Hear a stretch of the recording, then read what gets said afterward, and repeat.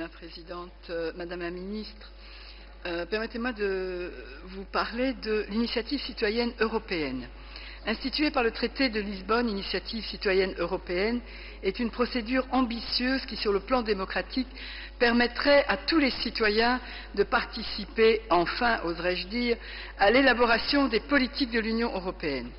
Conformément à ce traité, le Parlement européen et le Conseil ont adopté le 16 février 2011 un règlement qui définit les règles et les procédures d'utilisation de ce nouvel instrument. Celui-ci prévoit notamment 1 million de citoyens issus d'au moins un quart des États membres de l'Union européenne peuvent inviter la Commission européenne à présenter des propositions d'actes juridiques dans des domaines relevant de sa compétence. Dans ce cadre, les premières initiatives citoyennes européennes pourront être lancées à compter du 1er avril 2012 et les États membres de l'Union européenne, dont la Belgique, sont tenus de désigner avant le 1er mars 2012 une autorité compétente chargée de coordonner le processus de vérification des déclarations de soutien et de certification des procédures de collecte, eu égard aux dispositions prévues à cet effet dans le règlement européen. Dans un contexte où la confiance de nombreux citoyens belges et en général européens à l'égard de l'Union européenne est tant ébranlée, leur implication directe, concrète, immédiate dans l'élaboration des politiques de l'Union européenne peut contribuer utilement au renforcement de la démocratie et de la citoyenneté au sein de l'Union européenne. En ce sens, pouvez-vous nous assurer, Madame la Ministre, que la Belgique permettra à tous les Belges de participer à l'initiative citoyenne européenne dans les délais impartis par le droit européen? Je vous remercie. Je vous remercie. La parole est à Madame la Ministre.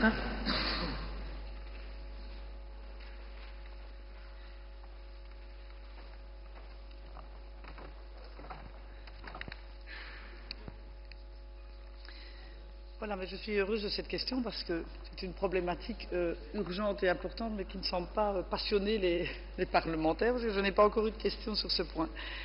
Pourtant, comme vous le savez, l'article 11 du traité de Lisbonne prévoit l'initiative citoyenne, c'est-à-dire le droit de pétitionner à l'égard de la Commission européenne pour l'obliger à prendre en compte une initiative. Alors, il y a en fait deux tâches principales qui sont et qui doivent être réalisées par les États membres. C'est la vérification, c'est-à-dire pouvoir vérifier l'identité des signataires pour ce qui concerne leurs ressortissants ou les personnes résidant sur le territoire, et la certification, c'est-à-dire le fait de certifier pour les initiatives en ligne qui sont hébergées sur notre territoire la conformité du système de pétition avec les règles qui ont été imposées, qui sont surtout des règles de sécurité.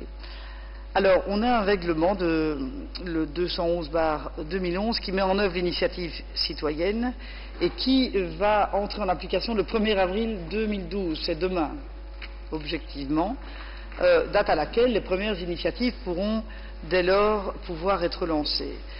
Alors, au niveau belge, nous avons les services compétents qui sont en train de mettre sur pied les solutions nécessaires pour se conformer au règlement au niveau belge, tant pour la vérification de l'identité des signataires que pour la certification des systèmes de pétition en ligne. C'est mon administration, donc le SPF intérieur, qui a été désigné comme autorité compétente. Alors, le premier problème que nous avons, c'est la vérification de l'identité des signataires. C'est une des difficultés principales qui vient du fait que les autres pays européens ont tous choisi de se baser sur le registre national, ce qui est objectivement beaucoup plus facile et beaucoup moins cher, et que pour diverses raisons liées à des objections que je peux comprendre de la société civile, pendant la présidence belge, la Belgique a plutôt opté pour ne pas prendre le registre national, et cela évidemment complique l'opération de vérification. Et nous sommes en train de voir avec les services compétents quelles sont les différentes options. Et donc il y a une annexe au règlement où tous les pays devaient expliquer quels étaient leurs systèmes, et la Belgique, pour, je pense, être en phase avec la société civile, n'a pas repris le système de registre national, qui objectivement est quand même beaucoup plus facile. Alors pour la certification, nous pensons sans doute sous-traiter cette tâche, et nous faisons plus vite pour organiser l'appel d'offres et trouver les partenaires potentiels.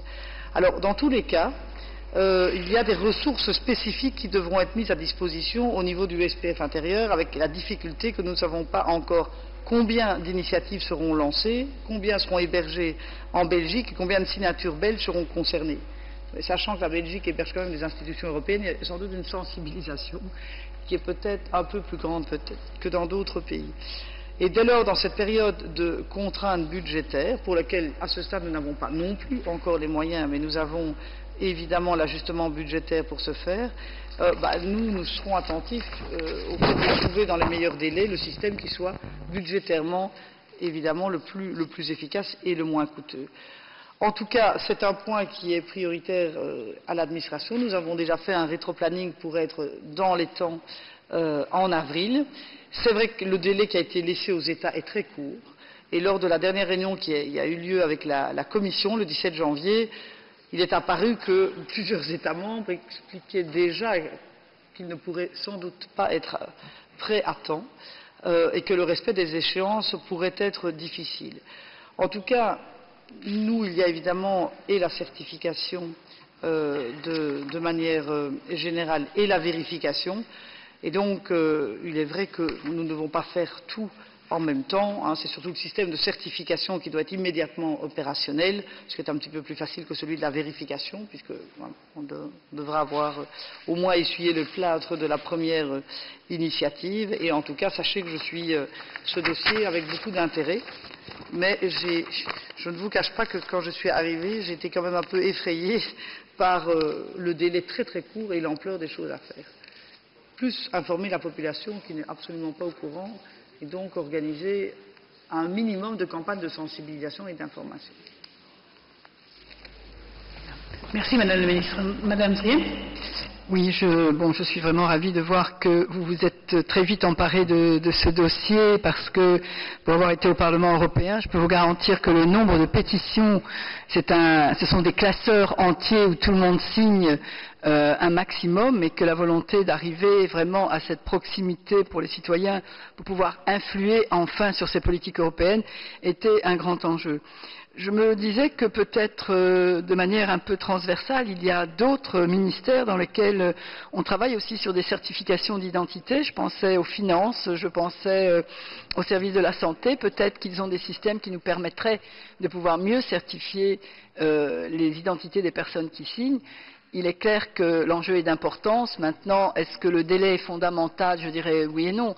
L'important, c'est que ça fonctionne. L'important, c'est que ce soit crédible et que la confiance soit clairement instaurée au niveau des citoyens et que l'on ait enfin, peut-être, pour la première fois, en tant que citoyen, un véritable instrument d'intervention sur ces politiques européennes. Je crois que dans ce contexte actuel, ce serait extrêmement utile et je crois que la réactivité va être très importante. Donc, je vous remercie d'être très attentive et j'espère que le 1er avril ne sera pas qu'un poisson.